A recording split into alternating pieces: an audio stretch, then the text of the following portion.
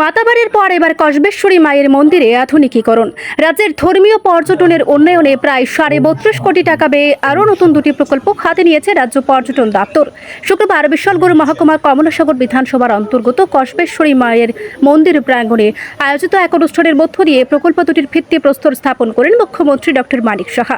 তাছাড়াও উপস্থিত ছিলেন পর্যটন মন্ত্রী সুশান্ত চৌধুরী, সিপাহীজলা জেলার সভাধিপতি সুপ্রিয়া দাস দত্ত, বিধায়িকা অন্তরা সরকার দেব। চতুর্দশ দেবতা মন্দির থেকে ভার্চুয়ালি যোগ দেন বিধায়ক রতন চক্রবর্তী। এ নিয়ে পর্যটন মন্ত্রী সুশান্ত চৌধুরী বললেন, সরকারের প্রতিশ্রুতি ছিল যে ত্রিপুরার ধর্মীয় পর্যটন শিল্পকে আরও উন্নত করা হবে। শুধু পর্যটন নয়, গোটা রাজ্যকে ভারতবর্ষের শ্রেষ্ঠ জায়গায় নিয়ে যাওয়া হবে। সেই প্রতিশ্রুতির বাস্তবায়নের লক্ষ্যে এগিয়ে চলেছে সরকার। সেই উদ্দেশ্যেই আরও দুটি পালক সংযোজিত হয়েছে। তার মধ্যে কসবেশ্বরী মন্দিরকে বিশেষভাবে সংস্কার করে আধুনিকতার ছোঁয়ায় এই মন্দিরকে সাজিয়ে তুলে ভারতের দরবারে একে তুলে ধরার জন্য সচেষ্ট রয়েছে সরকার। এশিয়ান ডেভেলপমেন্ট ব্যাংকের অর্থায়নে কসবেশ্বরী মন্দিরে 18 কোটি টাকার উপর এবং চতুর্দশ দেবতা মন্দিরে 13 কোটি টাকার উপর ব্যয় করে এই আধুনিক রূপ দেওয়া হবে। উক্ত প্রকল্পের শিলান্যাস করেছেন এদিন মুখ্যমন্ত্রী।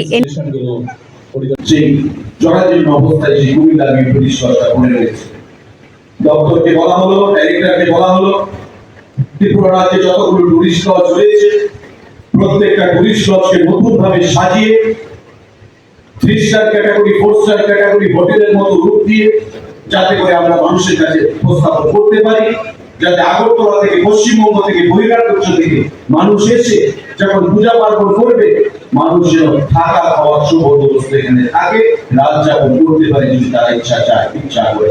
আজকে টুরিজম দপ্তর যদিও এই প্রজেক্টের যুদ্ধের সঙ্গে যুক্ত নয়, এই কসবা ভিউ টুরিস্ট লজ আমরা নিজস্ব ফান্ড থেকে নতুন ভাবে এই কসবা ভিউ কপিলা ভিউকে নাম পাল্টে কসবা ভিউ টুরিস্ট লজ হিসাবে আমরা নতুন করে আত্মপ্রকাশ করেছি এবং আপনারা দেখেছেন মাননীয় মুখ্যমন্ত্রীর হাত ধরে যেটা নতুন করে পথ চলা শুরু করেছে।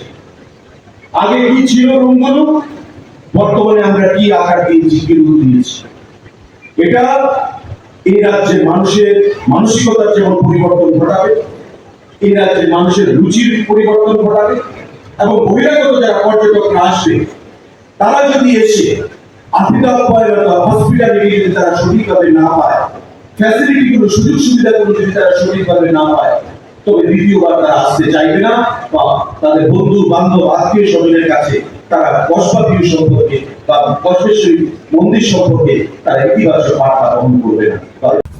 রিপোর্ট, সংবাদ প্রতীক্ষা।